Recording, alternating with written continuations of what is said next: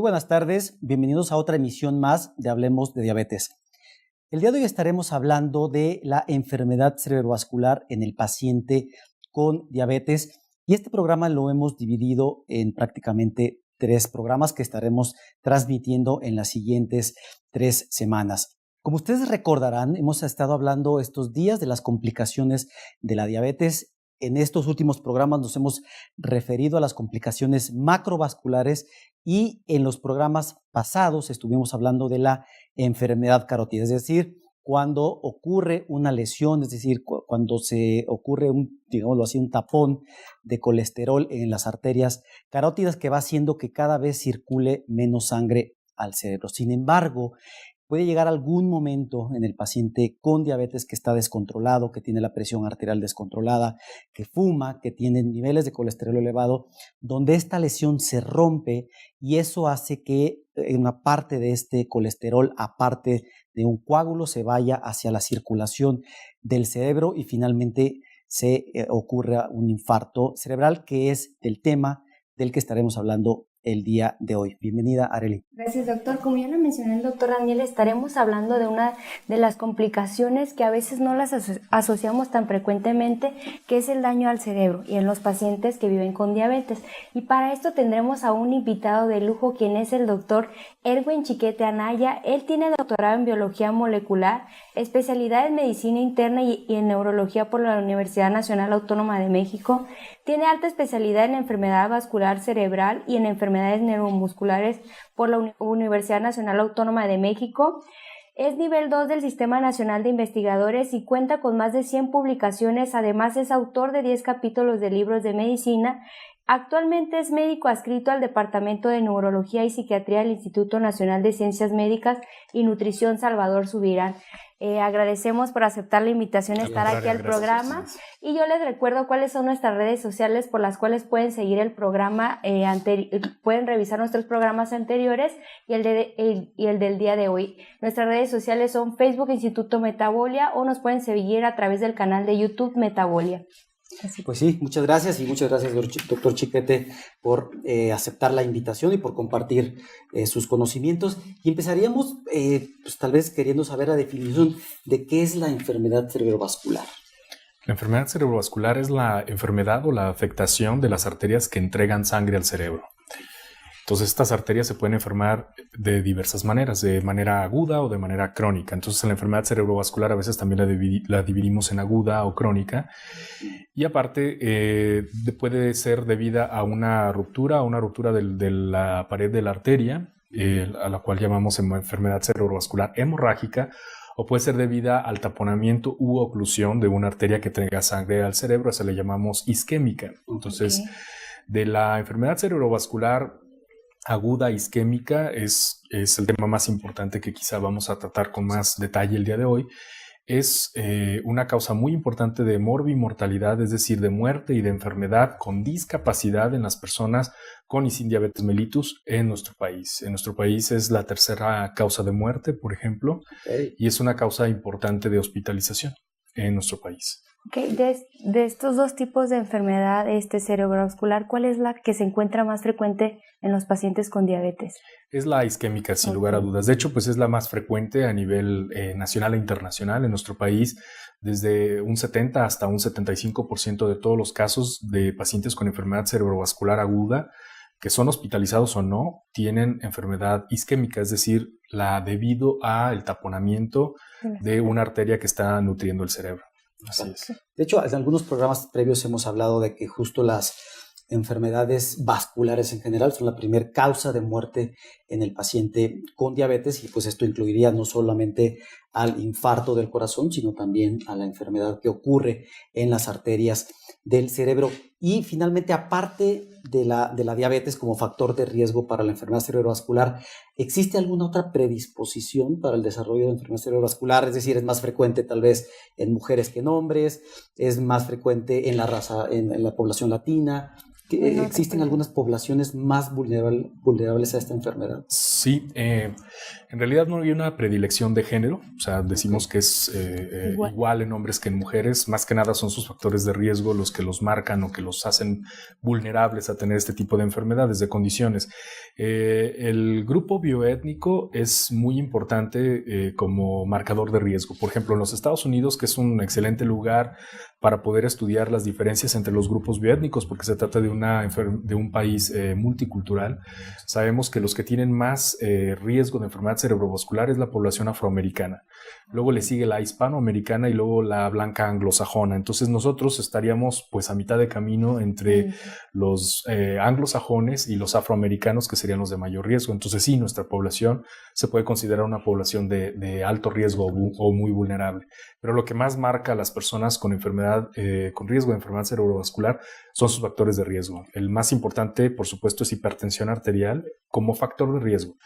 Y entonces una persona que tiene diabetes mellitus e hipertensión arterial, que con mucha frecuencia coexisten, por supuesto, tienen un riesgo mucho más alto de tener este tipo de condición cerebrovascular, más la dislipidemia, más alteraciones de la función renal, elevación de ácido úrico, entre otros. Es decir, el síndrome metabólico en general, independientemente de la presencia de sus componentes, excepto hipertensión. Después de hipertensión, cualquier componente del síndrome metabólico eleva el riesgo de infarto cerebral considerablemente. Perfecto. Pues les recuerdo que estamos hablando de enfermedad cerebrovascular en el paciente con diabetes y nos estaremos enfocando específicamente a la parte de enfermedad cerebrovascular isquémica. No nos estaremos enfocando a la parte hemorrágica, es decir, donde hay un sangrado en una de las arterias del cerebro, sino cuando ocurre un coágulo, un tapón que hace que no se nutra una parte del cerebro donde justo llega ese tapón a ocluir. Trivida, muebles para casa u oficina construidos sobre estructuras de acero geométricamente diseñadas para resistir, transformar y absorber la energía de sismos de gran magnitud. Trivida.mx, Ingeniería Antisísmica. Les recuerdo que estamos hablando de enfermedad cerebrovascular en el paciente con diabetes y nos estamos enfocando específicamente a la parte que se conoce como enfermedad cerebrovascular isquémica. En un paciente que ya ha tenido un accidente cerebrovascular, ¿qué porcentaje podríamos decir que tengan la presión arterial elevada? ¿Qué porcentaje puede tener diabetes? ¿Qué porcentaje tiene obesidad? Es decir, todos estos factores que hemos mencionado, ¿en qué porcentaje se encuentran en un paciente que ya ha desarrollado un evento cerebrovascular?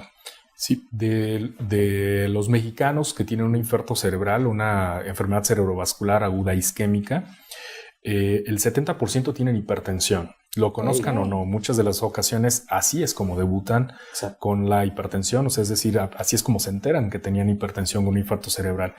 Cerca del 50% tienen diabetes mellitus. Esto depende mucho del tipo de enfermedad cerebrovascular aguda isquémica, pero cerca del 50% en algunas formas, particularmente la microvascular o de pequeño vaso cerebral. Cerca del 60% tienen alguna forma de dislipidemia, principalmente hipercolesterolemia, hipoalfa lipoproteinemia, es decir, colesterol HDL bajos, y entre otras. Hipertrigliceridemia también es un marcador muy común entre las personas que han sufrido de infarto cerebral. Con hiperuricemia, cerca del 40%. Ácido úrico elevado. Así es, con el ácido úrico elevado, cerca del 40%, y con obesidad también es cerca del 60%. Entonces es muy importante la coexistencia de todos estos factores de riesgo que, pues como ya decíamos, con mucha frecuencia existen en una persona que además de todo tiene diabetes mellitus.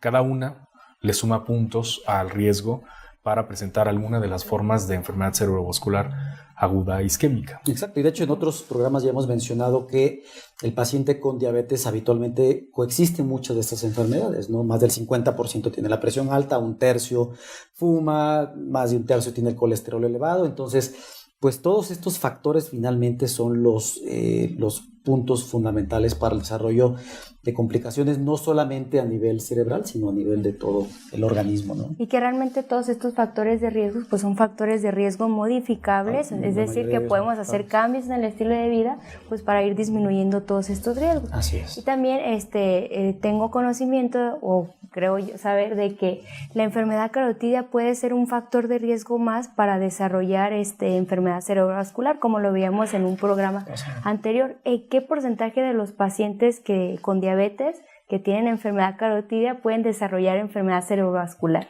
Dependiendo del tipo de enfermedad carotidia, nosotros la dividimos en estenosante y no estenosante. Estenosante es la que reduce significativamente la luz, es decir, el interior por donde pasa la sangre de la arteria carótida. Consideramos que es de alto riesgo cuando tiene más del 50% de la luz del calibre interno reducido. Eso eleva considerablemente el riesgo a aquellos pacientes que tienen quizá muchas placas de colesterol o de ateroma, a veces llamamos nosotros, distribuidas por toda la arteria, pero que no ocasionan una reducción del calibre interno. Si no ocasionan una reducción del calibre interno, esas placas para nosotros son marcadores de cómo están otras arterias. Y un paciente con diabetes mellitus que tenga una enfermedad no estenosante tiene un riesgo anual de menos del 3% de un infarto cerebral.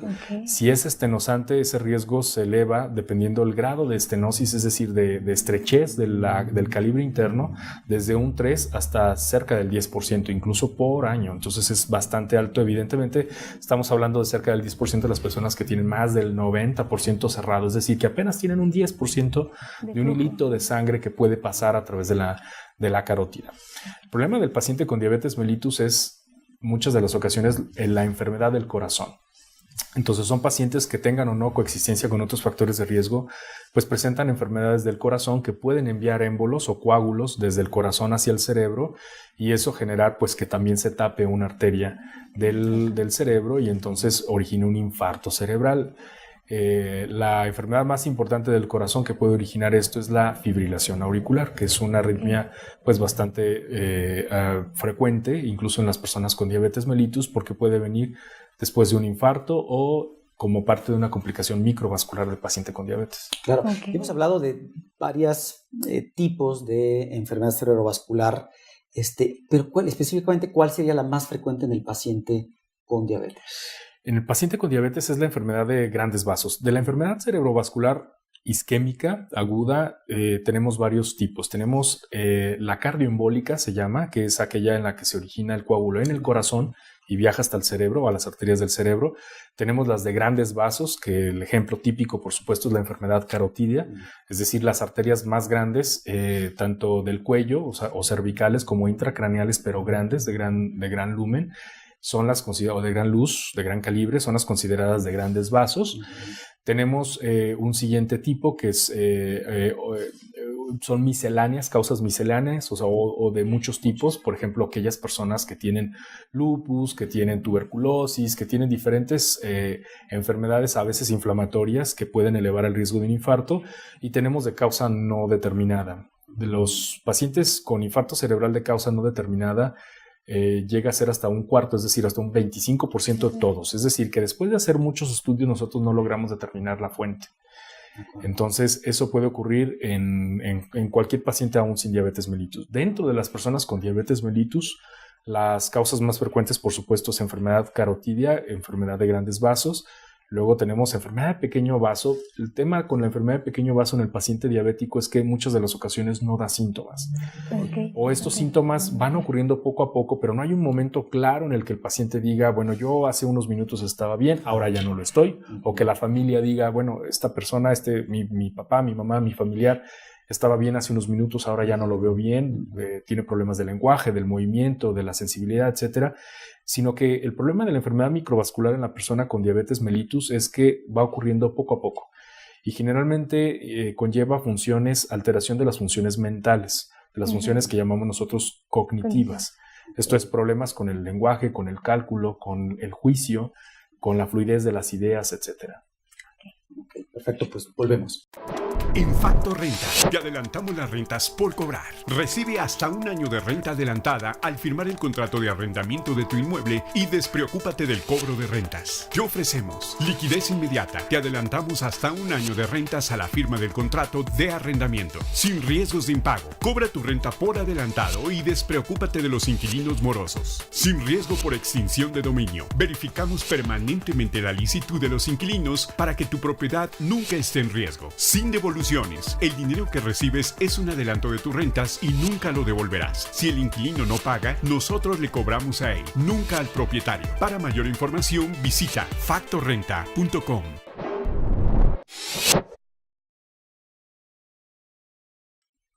Estamos hablando de enfermedad cerebrovascular en el paciente con diabetes con el doctor Erwin Chiquete Anaya. Y les recuerdo que pueden seguirnos a través de nuestras redes sociales que son Facebook Instituto Metabolia o a través del canal de YouTube Metabolia. Es interesante esto que estábamos hablando en el último bloque, puesto que tenemos pacientes que nos dicen que a veces se hacen algún estudio de imagen, alguna tomografía tal vez, o resonancia magnética de cráneo, y que el radiólogo o su médico les ha dicho que tienen algunos pequeños infartos, y ellos muchas veces pues no tienen ninguna sintomatología, no pueden hablar bien, no tienen ningún problema de la movilidad de su cuerpo. Entonces, ¿qué está pasando? ¿Qué ocurre en estos pacientes? Sí pueden ocurrir estos pequeños microinfartos y que sean asintomáticos. Sí, así es. Dentro de la población con diabetes mellitus, en algún momento de su vida pueden llegar a tener un infarto cerebral agudo con síntomas en cerca del 5%. Okay. Pero sin síntomas, como el ejemplo que ya poníamos, puede llegar a ser hasta de un 30%. O sea, es decir, todavía más es frecuente. Sumamente frecuente. Es muy, muy frecuente que la persona con diabetes mellitus, una vez que hacemos un examen neurológico que incluya incluso las funciones cognitivas o mentales, y hacemos una resonancia magnética, más que una tomografía. La tomografía también puede ser útil, pero la resonancia magnética con frecuencia es más sensible que la tomografía para este tipo de lesiones. Nosotros podemos ver infartos de los que por supuesto el paciente no tenía noticia. Dice, bueno, pero ¿cómo es posible que yo tenga un infarto cerebral o muchos infartos cerebrales si yo nunca tuve síntomas? Sí. Ese es el caso preciso que poníamos antes del bloque. Es decir, son pacientes que sus síntomas no ocurren en un momento preciso que ellos puedan distinguir, sino que van ocurriendo pérdida de funciones. Cuando nosotros hacemos un examen ya mental, un examen cognitivo, podemos darnos cuenta de que la fluidez de las ideas no es precisamente perfecta, que el juicio tiene problemas, quizá incluso la memoria, el lenguaje, y algo que nosotros llamamos funciones ejecutivas. Las funciones ejecutivas son todas las funciones de planeación, monitorización, ejecución y retroalimentación de actos complejos. Por ejemplo, el hacer un platillo. Okay. Muchas de los pacientes, ya cuando les empezamos a preguntar sobre si tenían problemas a la hora de preparar un platillo complejo, ya nos dicen sí, bueno, con frecuencia echo el azúcar donde debe de ir sal, o al revés, o bien se me queman las verduras, o me cuesta mucho trabajo ya preparar platillos complejos. Antes sabía hacer yo un buen pozole y ahora ya no lo sé hacer. Okay. Ya se me complican este tipo de cosas que antes las hacía con mucha frecuencia. Esas son funciones ejecutivas y es quizá una de las funciones más afectadas en las personas con diabetes mellitus. ¿Y por qué es asintomático? ¿Por qué no le da síntomas aunque son pequeños? O sea, son partes del cerebro que se mueren, ¿no? Así Entonces, es. ¿por qué no da síntomas? Es que seguramente nuestra hipótesis como médicos es que sí da síntomas. El tema es que es muy difícil ahí para un paciente darse cuenta. Generalmente nos damos cuenta de síntomas importantes como dejar de mover una extremidad, como dejar de hablar, dejar de entender o perder la conciencia, es decir, dormirse y no despertar aún con estímulos fuertes. Que aparte es muy aparatoso, ¿no? Sí. Claro, es muy evidente, es demasiado evidente. Dejar de ver, son cosas muy evidentes. Pero cuando la persona empieza a tener problemas con la memoria, por ejemplo, aun cuando sí tiene síntomas, incluso el paciente ya podría quejarse, el paciente a veces lo atribuye a otras cosas. Bueno, no he dormido bien, he estado estresado, no he estado bien controlado de la glucemia, del azúcar. Entonces, o la presión arterial la traía un poquito altita, quizá por eso traigo un problema con el juicio, dejé mi celular en el refrigerador, no encuentro las llaves, le eché sal al café.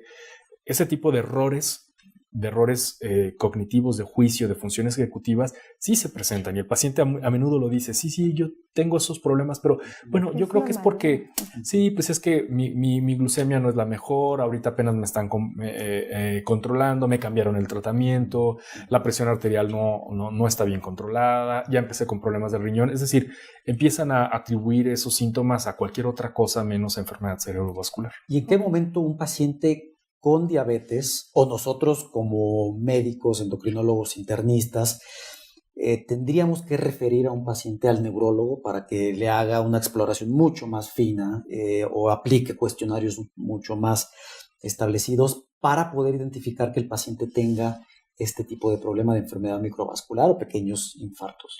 Cuando se detecte fehacientemente o exista la referencia del paciente de que se ha perdido alguna función cerebral, alguna función neurológica. Por ejemplo, que el paciente evidentemente tenga problemas con el movimiento, con la sensibilidad, con el equilibrio, con el lenguaje, con el entendimiento del lenguaje, con la escritura, etc. Pero también con las funciones mentales, por ejemplo, problemas de memoria, problemas de juicio, problemas de ejecución de actos complejos. Todo esto debiera ser una razón para que el paciente reciba una evaluación completa y se determine si existe riesgo de que siga perdiendo funciones, porque a veces ese es un problema más importante. Y esto incluso puede ser a cualquier edad, porque a veces tenemos como la idea de que esto puede ser algo relativamente normal y frecuente en un adulto mayor, ¿no? Que vaya perdiendo muchas de estas áreas ejecutivas superiores, pero a todos los pacientes adultos mayores que tengan estos problemas tengo que referirlo a un neurólogo, o incluso a alguien joven que tenga estos problemas también tendría que analizarlo. Así es, todos. Evidentemente, con más edad pues se acumulan factores de riesgo, las arterias envejecen normalmente, es un proceso natural con el paso del tiempo, pero si tomamos el ejemplo de los pacientes con diabetes mellitus tipo 1, que son jóvenes, ellos tienen más riesgo de lesiones vasculares cerebrales que una persona normal sin diabetes mellitus tipo 1. Entonces, los que tenemos experiencia viendo pacientes con neurológicos que pudieran coexistir con diabetes tipo 1, por ejemplo, un paciente con diabetes tipo 1 que se queja de dolor de cabeza y tiene alguna indicación por alguna razón de un estudio de neuroimagen, de una resonancia magnética, muchas de las ocasiones notamos que una persona de 30 y pico de años tiene una resonancia magnética ya con daño microvascular. Y es que es obvio, si un paciente con diabetes mellitus tipo 1 a un joven puede tener retinopatía diabética o nefropatía diabética, pues también puede tener enfermedad cerebrovascular de tipo microvascular. Okay. Pues interesante lo que hemos visto en este bloque, donde hemos aprendido cómo la prevalencia de microinfartos en el paciente con diabetes muchas veces es algo asintomático y solamente podrá ser diagnosticado por personas expertas, por ejemplo, un neurólogo capacitado para poder identificar este padecimiento. Búnkers para casas, departamentos u oficinas, construidos con estructuras de acero geométricamente diseñadas para resistir en forma de cubo sismos de gran magnitud. Trivida.mx, Ingeniería Antisísmica. Estamos hablando de enfermedad cerebrovascular en el paciente con diabetes con el Dr. Erwin Chiquete Anaya, y les recuerdo que pueden seguirnos a través de nuestras redes sociales que son Facebook Instituto Metabolia o a través del canal de YouTube Metabolia. Okay. En el bloque pasado hablábamos sobre los síntomas que podía presentar un paciente con diabetes y para poder hacer referencia hacia un neurólogo, ¿no?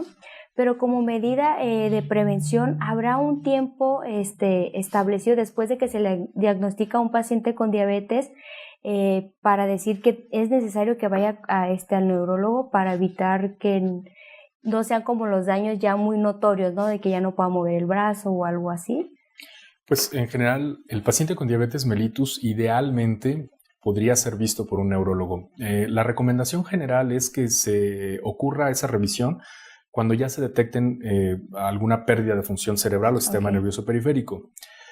La enorme mayoría de las personas con diabetes mellitus en algún punto, tanto sea por enfermedad cerebrovascular como neuropatía diabética, pues necesitarían la revisión de neurólogo, pero pues evidentemente esto genera una carga sanitaria importante y bueno, gastos, ¿no?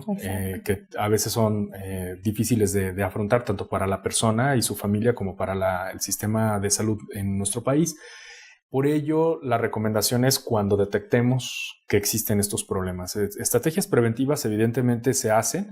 Esa lo hace muy bien el médico internista y endocrinólogo. Al tener un control apropiado de los factores de riesgo, pues reduce el riesgo de que ocurra un infarto cerebral. Esencialmente esa es la mejor estrategia. Nosotros usamos medicamentos, el internista, el endocrinólogo, el neurólogo y otros profesionales de la salud. Usamos medicamentos que disminuyen el riesgo de que se forme un coágulo según corresponda. Es decir, usamos medicamentos antiplaquetarios o antiagregantes plaquetarios, usamos anticoagulantes, que depende mucho de cuál es la indicación, pues evidentemente eso nos ayuda a reducir el riesgo. Además, esto sumado a el control de los factores de riesgo que tenga la persona, ¿no? Si es hipertensa, si es diabética, evidentemente las cifras de control de presión arterial, las metas deben de lograrse en presión arterial, en lípidos, en glucemia, en glucosa, para que se reduzca el riesgo, evidentemente, de un infarto cerebral. Claro, y algunos pacientes nos han referido en ocasiones haber presentado un ataque isquémico transitorio y pues muchas veces a algunos les preocupa, desconocen exactamente de qué se trata. ¿Cuál sería la definición de un ataque isquémico transitorio? Es cuando existe una oclusión o un taponamiento de una arteria cerebral, pero de manera transitoria. Es decir, llega el coágulo, llega el taponamiento ahí a esa arteria, pero por alguna razón, por fortuna, se alcanza a disolver. Es decir, es un preinfarto, es un aviso de que viene un infarto más grande después. Nosotros usamos mucho la analogía, es decir, el ejemplo del corazón. Para nosotros es una angina cerebral, así como existe angina de pecho, que una persona, la población en general está más educada a recibir ese término, es decir, saben que una angina de pecho es un aviso de que ahí viene un infarto del corazón. Pues esto es una angina cerebral. La isquemia cerebral transitoria o ataque isquémico transitorio pues no es otra cosa más que una angina cerebral, es decir, avisa que ya viene un infarto cerebral grande más adelante. Entonces establece un riesgo elevado de un infarto cerebral. Evidentemente tenemos nosotros maneras de saber si una persona con un ataque isquémico transitorio tiene un riesgo alto, medio o bajo de un infarto cerebral. Y en general tomamos en cuenta la presión arterial, las cifras de presión arterial al momento de ser evaluado por un ataque isquémico transitorio. Si el paciente presentó un déficit del lenguaje, tiene mayor riesgo. Si tiene diabetes, tiene un mayor riesgo. Le eleva el riesgo, evidentemente, de la recurrencia y la duración de los síntomas. Entonces, nosotros con eso hacemos una estratificación del riesgo, es decir, una calificación de qué tan probable es que una persona tenga un infarto cerebral en las siguientes 3 semanas. Ok. De hecho, puede ser hasta las 48 horas, 7 días y 3 semanas. Es decir, nosotros hacemos una evaluación a cada uno de esos puntos de corte. De tal forma que una persona que tiene un ataque isquémico transitorio, aun cuando se hayan resuelto los síntomas, deben de acudir a urgencias. Indispensable. Es como una angina de pecho. Tienen que ir a urgencias. En urgencias se hace una estratificación o evaluación del riesgo y entonces se determina si el paciente se puede ir a casa con cita para realizar estudios y cita a la consulta externa o se debe de quedar hospitalizado, de hecho. Que algunos pacientes que son regresados a casa días después presentan el infarto cerebral que se pudo haber evitado si el paciente se hubiera quedado hospitalizado para completar sus estudios allí. Y hablando en cuanto a tiempo, en temporalidad, ¿cómo definiríamos un ataque isquémico transitorio para decirle al paciente, sabe que usted quédese tranquilo, tuvo un ataque isquémico transitorio, tal vez de bajo riesgo, o sabe que usted sí tuvo un infarto cerebral? En cuanto a tiempos, ¿hay forma de poderlo definir? Sí, en general las definiciones han cambiado mucho. Actualmente la técnicamente más apropiada es con duración de síntomas menores a 1 hora. Okay. Anteriormente había definiciones que consideraban hasta 24 horas y esto es porque la tecnología que teníamos para poder determinar si eso era un infarto o no, que esencialmente es con neuroimagen, es decir, con tomografía o resonancia del cerebro, pues no estaba en aquel tiempo. Entonces decían, bueno, si los síntomas se resuelven antes de 24 horas, fue un ataque isquémico transitorio. Si duran más de 24 horas, pues no, ya fue un infarto.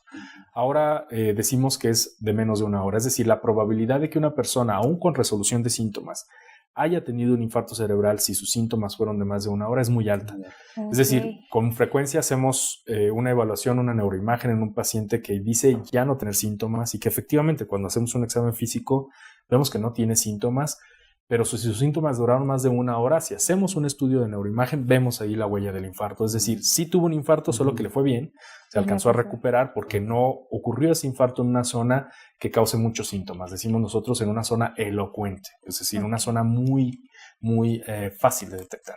Claro. Ok, pues interesante lo que estamos hablando en el programa de hoy, enfermedad cerebrovascular en el paciente con diabetes. Les recuerdo que este tema lo estaremos abordando en 3 programas continuos, en 3 semanas seguidas, por lo que los invitamos a que también nos envíen todas sus preguntas que quieran hacer al doctor Chiquete respecto a este tema. Y doctor, pues para el programa de hoy me gustaría si pudiera darnos como las conclusiones generales del programa y con qué se debería de quedar nuestro paciente, con cuáles serían las perlas del programa. Bueno, que la enfermedad cerebrovascular aguda, isquémica, es decir, el infarto cerebral, o a veces decimos embolia cerebral, también lo pueden encontrar como ictus. Esto ocurre muy frecuentemente en las personas con diabetes mellitus. Si se tiene diabetes mellitus, se tiene un alto riesgo de presentar esto. Tenemos aguda y tenemos crónica, y de la aguda hay 3 claves para identificar el diagnóstico. Una es, si una persona presenta una alteración del lenguaje, es decir, para emitir o entender el lenguaje, Si presenta asimetría de la cara, es decir, desviación de la expresión facial, sobre todo de la boca hacia uno de los dos lados, y si presenta problemas para elevar el brazo, es decir, dificultad para mover el brazo o debilidad, esos 3 datos, uno de ellos nada más, tiene un riesgo del 80% de que sea asociado a infarto cerebral. Okay. Pero cuando se tiene los 3 y ocurrió de manera aguda, el riesgo es de cerca del 100%. Okay. Entonces son las 3, digamos, perlas clínicas. Así como tenemos síntomas para infarto del corazón, del lado izquierdo, etcétera, con nosotros estas 3 es muy importante para identificar un infarto agudo. Perfecto. Okay. Pues muchas gracias por acompañarnos y los esperamos en el siguiente programa.